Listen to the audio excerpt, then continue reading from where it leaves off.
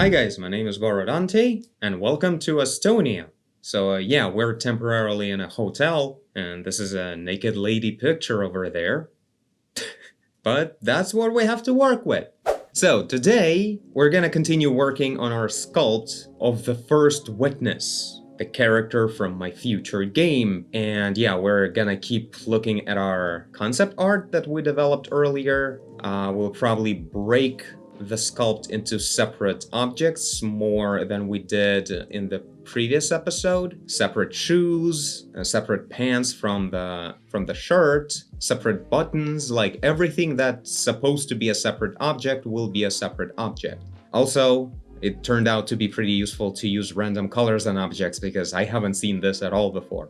And yeah, after that we'll be just working on further details on all the parts, right after a quick word from this channel sponsor Wingfox, and their new course called Drawing a Character Illustration in Photoshop, Searching for the Light. And the art style is an absolutely beautiful anime. Your tutor is the graduate from an art school in China, and they have this absolutely incredible art style, and just skill level is through the roof. So yeah, in this course you'll go through the whole process of creating a draft, then creating a clean line art, light and shadow base, and then working through all the details with different materials and specifically working on the bubbles and extra lighting effects and everything. So the course fully covers the whole process, finishing with the final effects and everything. So yeah, if any of you guys are interested, this 11 hours course that is using Photoshop and Clip Studio Paint,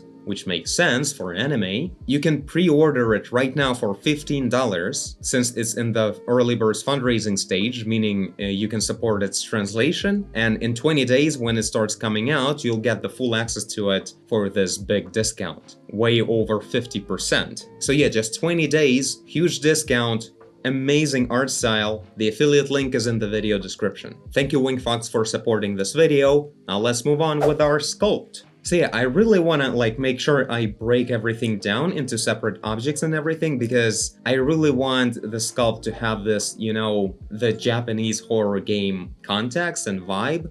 And in Japanese games, generally everything is modeled very just accurate. It's not exactly about the level of detail, it's just about things being very clean and almost like minimalistic in a way. I don't know. But yeah, it's definitely something special about it, so I'm gonna try to, follow that standard, or whatever you call it. So let's go ahead and break down, separate the pants from the rest of the outfit.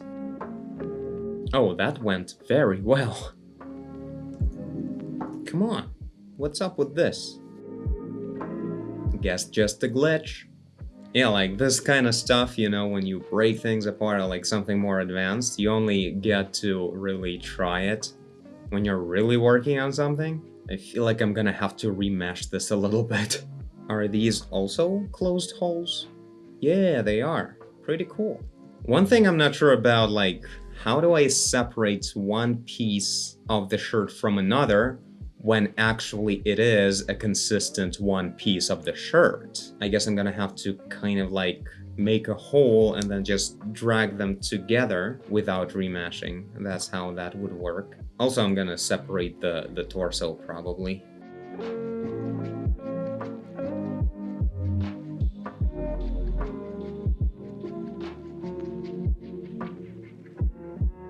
Crap, how did this happen? I guess that's when I was fixing the neck of the shirt. So yeah, some of you guys mentioned that maybe it would be cool to have this bag's arms going on top of the shirt, so we would actually see the hands. But I don't know, then it would be just a very obvious thing. And what exactly am I gonna do with the hands in the back? We could do stuff, but first of all, it would be a lot less intimate if it would be on top of the shirt. The whole point is that he's hugging him under the shirt. And it's a bit more ambiguous and weird, you just see this back and kind of that's it. I feel like this is what we need here. Okay, I guess I'll be better off creating one clean button and then just duplicating it, because this doesn't look productive. Well, obviously, this kind of stuff should be done clean. And also with the suspenders, some of you guys said that I should have created like a clean polygon thing. I probably will. It was just one way to design the sculpt at first, since we did make just a 3D sketch. And now, yeah, if it makes sense to make things cleaner in like classical extruding type of modeling, then we should definitely do that. So pretty much the suspenders will be like hard surface modeling. Same as the buttons, the hat, kind of boots as well. There will be also laces on them and everything. So yeah, there will be different kinds of stuff.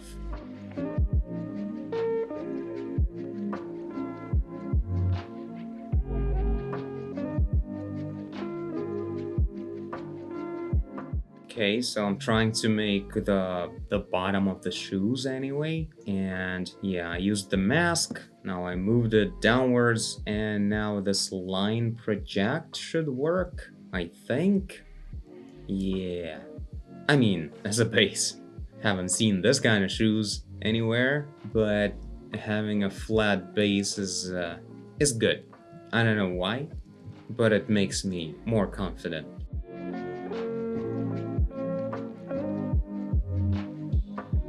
So I'm trying to make a clean version of the suspenders. Extrude.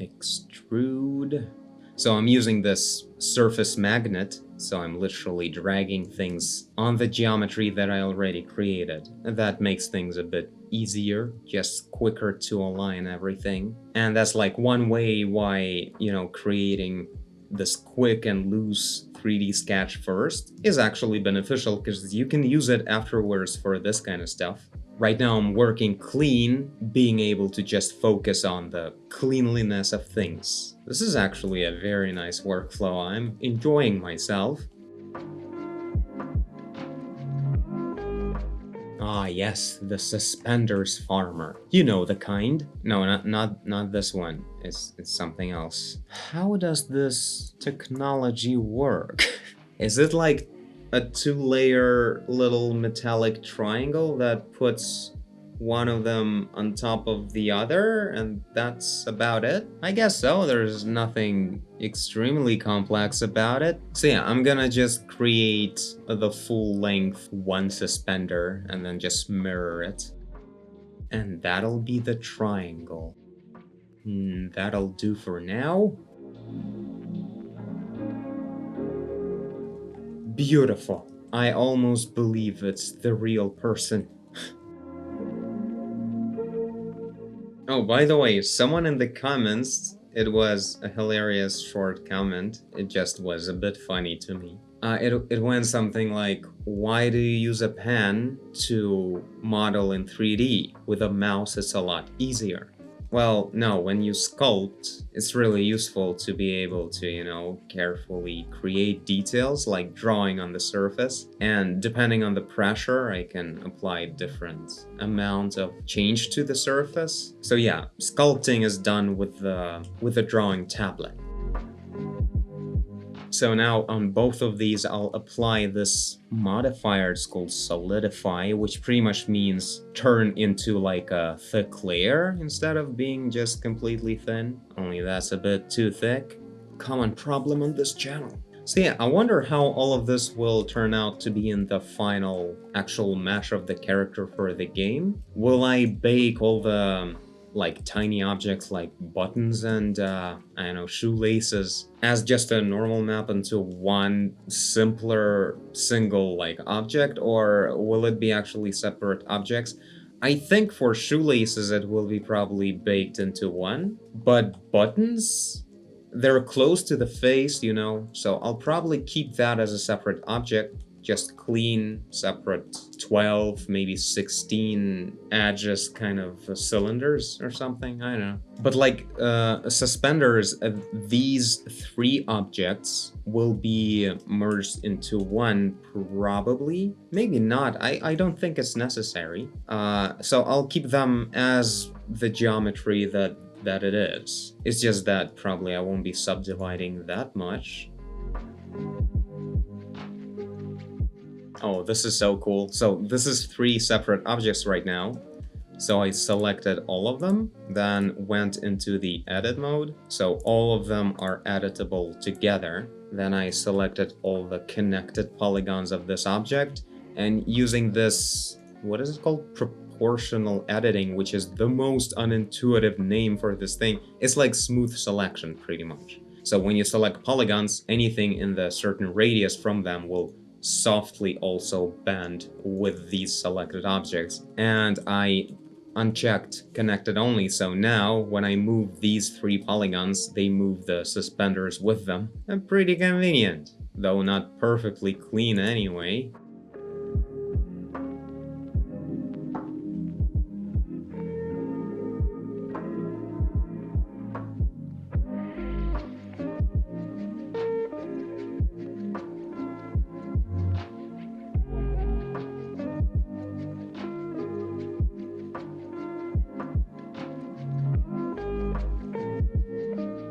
Okay, so that's probably a pretty good base.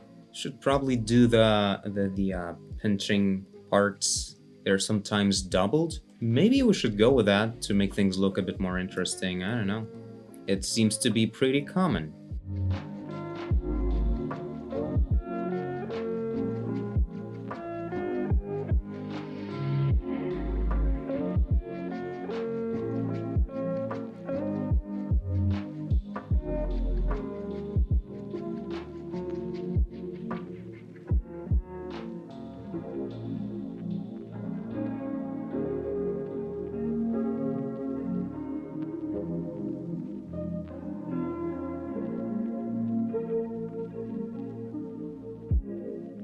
Alright, now this should be sufficient. Funny how whenever you have to like create extra objects, it always feels like so much work, you need to really think through it, but really you just need to, you know, create a couple things.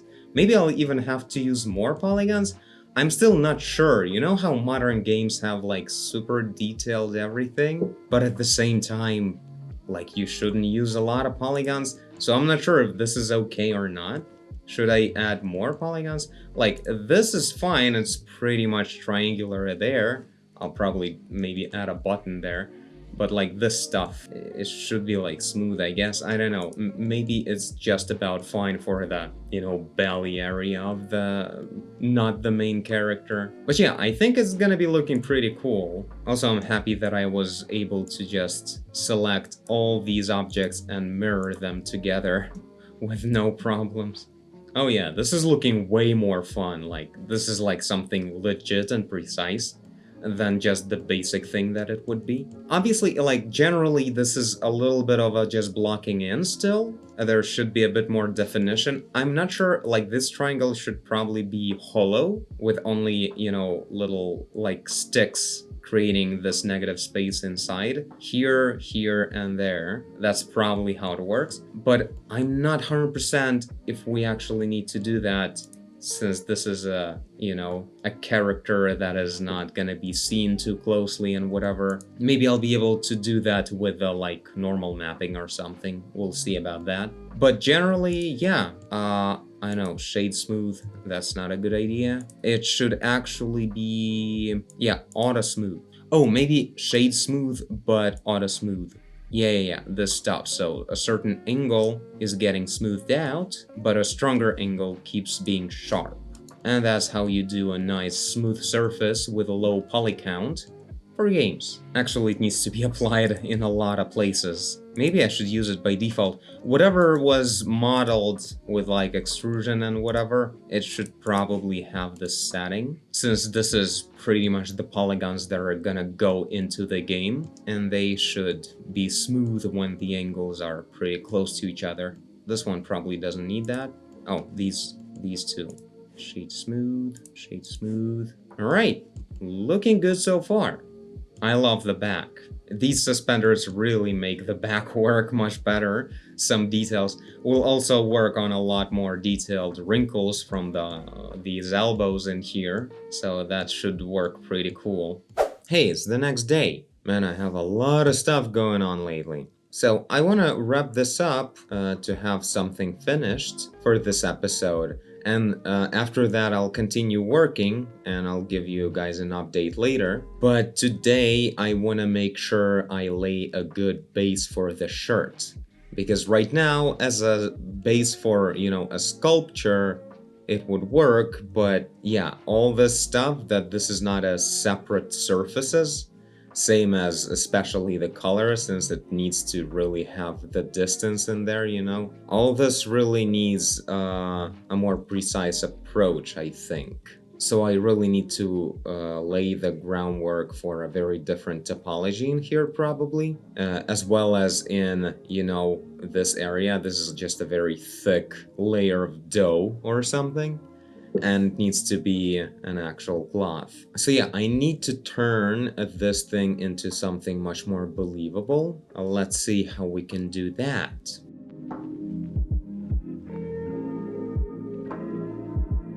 So I think for the color, and maybe here as well, I should probably use like Din Topo. Alright. And what I'm gonna do, I'm gonna erase the color, or this, just simulation of a color. And then I sort of maybe use like a snake hook? Because actually creating a clean topology for it right now, I don't really see a lot of sense for that. Or maybe I do actually. Yeah, because snake hook won't really work well. My plan was to sort of do this. If you drag from one point of the sculpt onto another, you will get, two separate surfaces. And even if you push one into another, they won't be blending anymore. So they will be actually separate surfaces. And that would give us, a clean fold of a color. But I guess we still need a clean model of the shirt at the end, so I should probably block it in. And that will still be required for this part, because this part will be even harder to separate. Oh my god, this is the first time I actually made the auto mirroring in Blender actually work. So there's this button right here, but it kept either making the whole thing disappear or doing something completely wrong.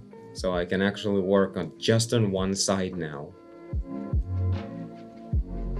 Oh, is that actually gonna merge? Yeah, it is gonna merge, right? I should also subdivide like this. Yeah, it's a consistent surface, I think.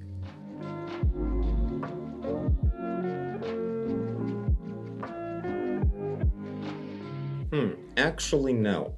I was trying to quickly rebuild the thing, and I realized this is so not the way to do it. All I really need out of my sculpt is to have nice, confident edges where there are folds. But you can really do it if you want to, without having to rebuild the whole thing. Yeah, I think we can totally work with just this. But I had to try.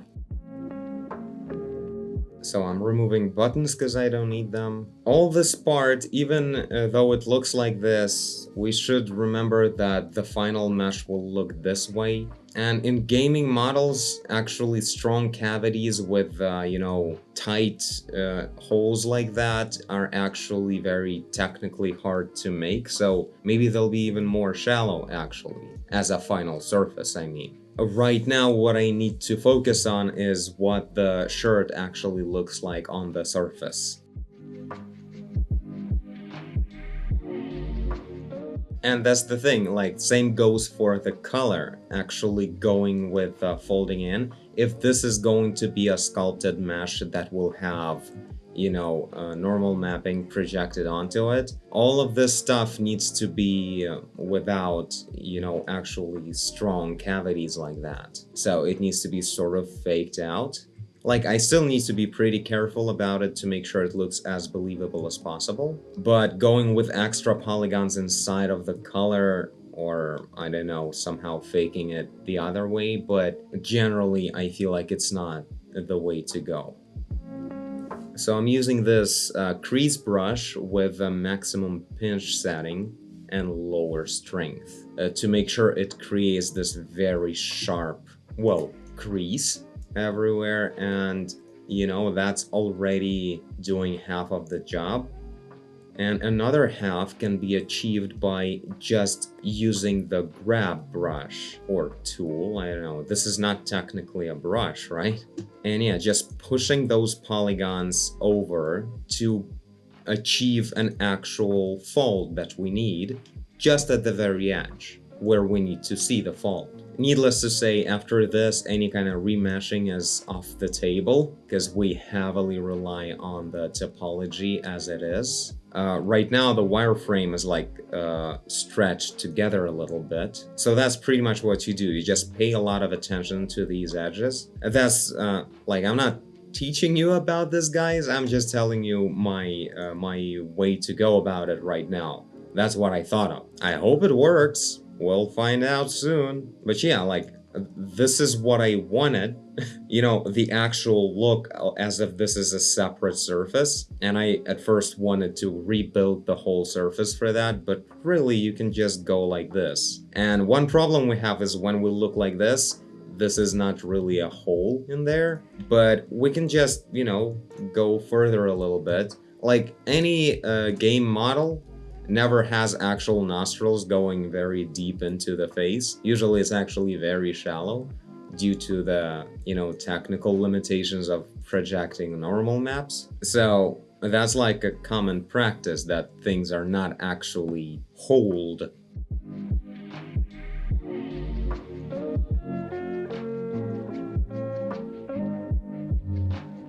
And yeah, same thing goes for the whole fold over here. Obviously, we can do it the same way if we could do it here.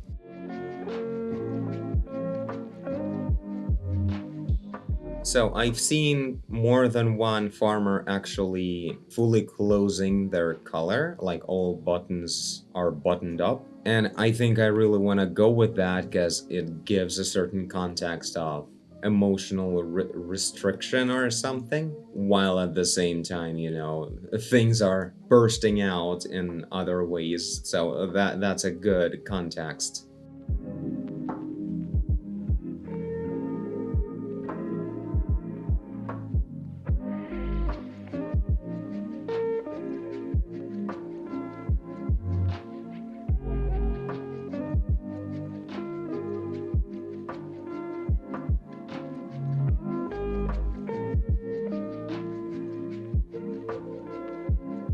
So this is how the buttons will be. I really like with this higher precision to all the edges and everything, this stretch becomes a lot more intense, Well, maybe I would round up this edge of the cloth a little bit.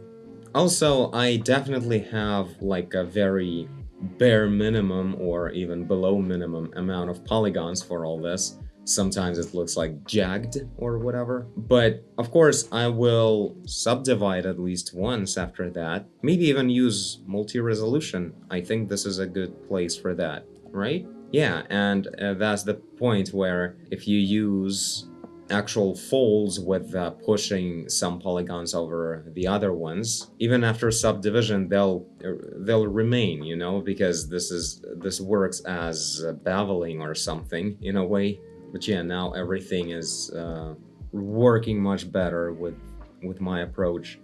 How do I make this a bit thinner? It's not that the camera will be looking too much at this part, but how do you easily make this thinner, like all together? Scrape some volume off of the layer, right? Like scraping off a layer. Yeah, that's even almost too much. Yeah, kind of like this. A useful tool. Well, there's a lot of those. I think like flatten generally works the same way, but this one kind of creates like sharp flat surfaces, though not really. Yeah, it also brings up the layer from the bottom, and that's not what I want. When scrape only lowers the layer on the top. Good. Good to know. Good stuff. And this is about what it would look like in the gaming engine. I mean, it generally looks pretty convincing. Obviously, this bulge at the bottom here needs to be fixed. Something always to pay attention to after using that crease brush. It like creates these bulges on both sides. Probably some more tension should happen between all the buttons. Well, at least a few of the bottom ones. Now the sleeves, I don't see those as that much of a problem. They just need a bit more detail, but that will work well with the working on the wrinkles, I guess. But I really want to replace these placeholder buttons that I have. Probably with just cylinders, so one of these.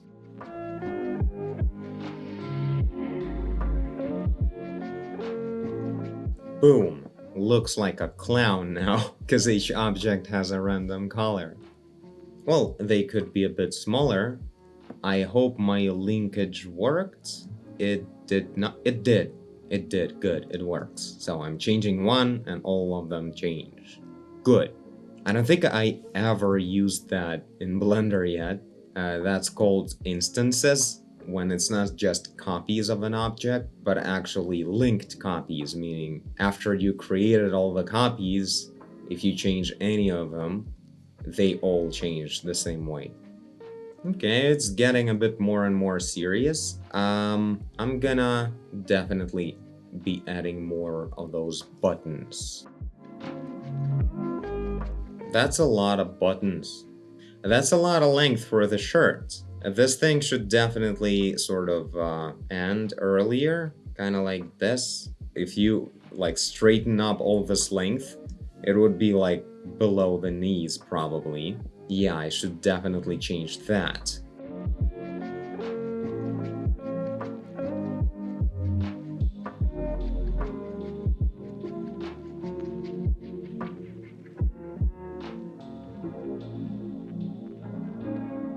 So, even on this fancy guy, there's 7 buttons.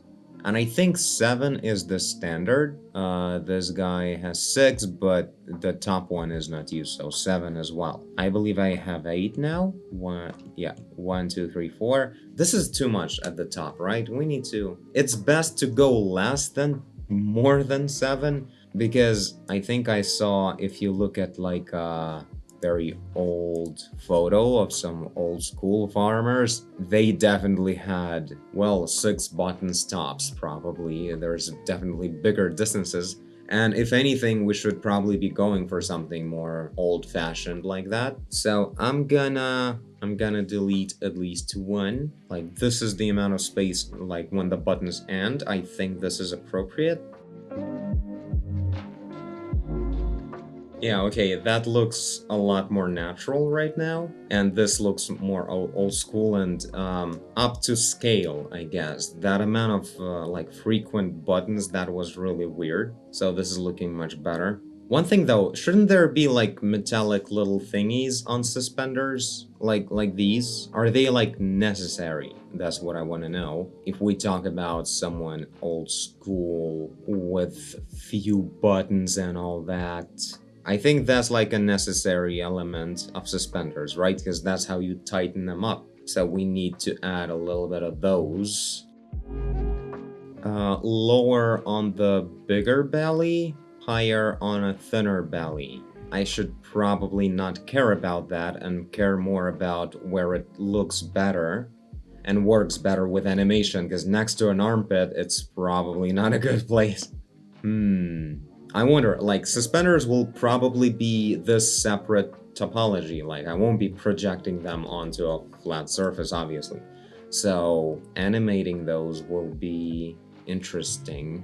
Alright, maybe somewhere on this level. So, right here, right on the bump from the arms. Alright, well, I think this is going pretty good. What I want to do next is to, you know, clean up and finish up the bottom parts in here. I believe I also... Yeah, I don't need this version of suspenders anymore. I believe we created a separate mesh, yeah, for the torso, so I'm gonna be using that now since the shirt will be lifted a bit. And yeah, I'll clean up the edges here, clean up the edges of the sleeves, same way I did it over here. And then I also want to make the hat, probably will add a little like a ribbon on it. That's like a common thing, right? It's not just Gilbert's thing. Yeah, hats usually have a thing on them, right? Yeah. So yeah, I want to add like a little lace in here. So that will be probably the same way I did the suspenders kind of thing. And yeah, make the thinner edge in here. So pretty much I'm just going ahead and turning the 3D sketch into the final model, with few exceptions of making, you know, if it's tiny sharp strips, it's easier to make them using polygons because they allow you the consistent thickness and clean edge everywhere. And I still get to, you know, change that if I want to, because it's all in a modifier. And yeah, the buttons, there will be also buttons on the sleeves in here, or where they should be over here, right? I can add that right now. Boom. I don't know though, it should be just one, right? Again, if we go with not a fancy looking shirt, well, there's no way I'll be able to see it. Oh, it is a much higher one. I think this one makes sense, so I'll add like a fold here, the cut, right? Whatever. I'll mark it with these buttons. Also, farmers usually have a belt. This one doesn't. This one does. But this old school one, he doesn't have a belt. And he has these double connections for the suspenders. I think if you wear suspenders, you definitely don't need a belt, right? Yeah, so we'll be belt free. I'll probably add these little bits, because like, it's all about, you know, the amount of detail you can actually show in a game, but I've seen this kind of stuff made as like separate topology, so not to mention that we can afterwards project all of it just onto the mesh of the pants, for instance. So yeah, I'll be adding those details, making the cleaner border of the pants. And in the next episode, I would probably like to show you guys how I would work around with wrinkles all over the place, because that's like, this guy is all about a whole bunch of wrinkles everywhere, pretty much. So that'll be interesting to work with that, because it's not as simple as just using the cloth brush. There are issues of scale in there. But yeah, we'll see about that in the next video. Hopefully I'll have a lot of progress to show in the next video. We'll see. I'll probably be in a different place again next time, so it's just the way things are right now, I guess. But yeah, for now, this is the progress we've made. Separated all the bigger parts of the outfit and everything. Added really defined suspenders. Really loving this detail that I added. And yeah, defined most of the buttons. There should be some on the pants as well, of course. And yeah, an interesting fix with the length of the shirt. It was just an infinite shirt for some reason. And this is looking a lot more realistic. So yeah, for now this is it. Thank you guys for watching, and I'll see you in the next video. Bye! So the guy will most likely be in the nighttime when he appears. So maybe something... Yeah, that's the look. Lovely.